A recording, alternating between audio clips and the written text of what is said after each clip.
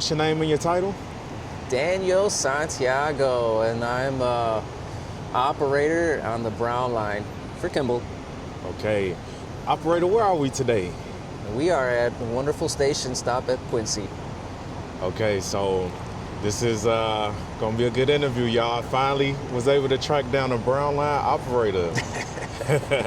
So if you give me a little backstory, where did you flag? How did you get started with CTA? Just a little background about your work history. I started as a CSA originally in 2020 on Green Line, 63rd and Ashland. And then I put in for a flagger, and they transferred me over to the Brown line. And I was flagging over there for about a year and a half. And I got called into RTO class, got my motor key, but went back to the Green Line and did a year there. And then finally had the opportunity to come back to the Brown line as an operator. So it was back and forth, brown and green, brown and green. And I love the Brown line. It's wonderful. People say thank you when you pick them up on time. It's lovely. So I know over here you all have, is it 5 or 6 loopers? It's a 5 looper. It's a 5 looper. And what's the estimated time to do that whole trip? If we don't have too many people to pick up, you're talking about about an hour, maybe about an hour and like maybe 17 minutes. Operator, can you tell me what you enjoy about this route? What do you encounter on a day-to-day basis? I love the skyline at nighttime when I'm heading southbound into the loop. My last 2 trips, we run on 10 and 15-minute intervals as far as our departures. But just looking at the beautiful city lights when you're coming into the loop, I absolutely love it. This is one of the best skyline views when you're coming into the loop, and the Green Line as well. It's like tranquility when you're in that motor cab at nighttime by yourself and you get to see the beauty. Now, you all have some pretty old pieces of equipment over here. What's your thoughts on that? You think that made you a better operator when you troubleshooting and just handling braking and acceleration? Can you talk about that? Yeah, those are Reagan administration trains. They're terrible, but they do make you a better operator. They're exceptionally fast. Like if you get the 2600s, I feel like you're clutching an old Porsche. They're very finicky. You gotta be gentle with them too. You just can't just wear them out. They don't think they're gonna be around in service for too long though. But they do make you a better operator. Now, have you heard anything about, are you all gonna get any 7000s over here or 9000s? We are never getting any of those over here. I'm pretty sure the airport terminals will get those, like Midway and O'Hare. And I think they're more suited for like those tracks and for those people over there because, you want your tourists to see the nicer equipment. Now, what kind of advice would you give someone that's probably going to take your pathway into the company?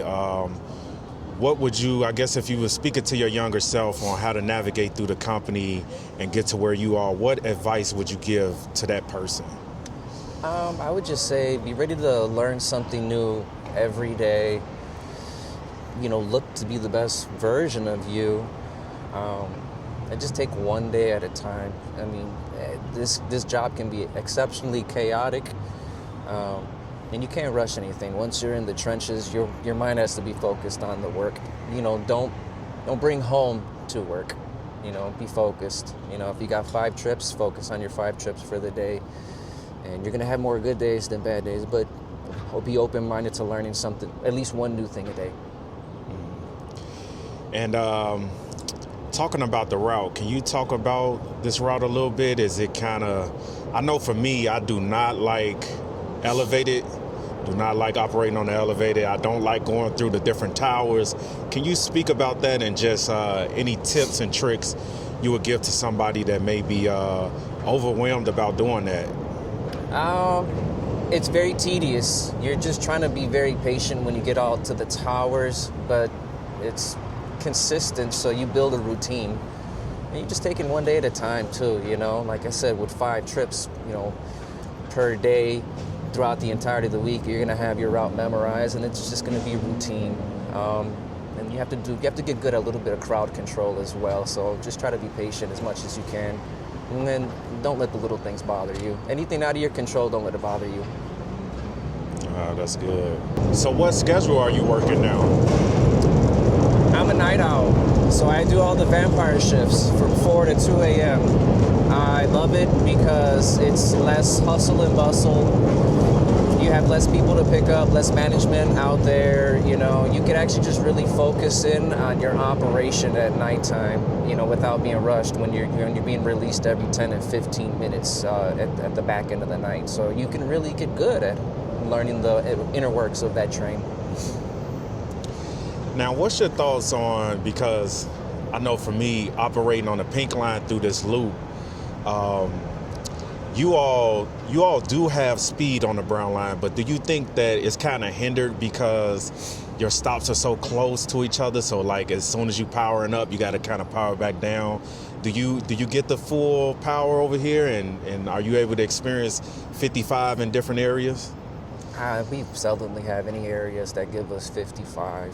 We're lucky to get upwards of like 35 consistently, you know. Like I said, the times when we do get the good amounts of speed, it's more so just getting a feel for the train. You actually perfect braking on those older trains, you know. So I see it as like a little challenge at nighttime, you know, and I'm like, all right, let me see how good my timing can be this time. I see myself as like a Group B rally car racer at times, just to see what I can do and what I can't do.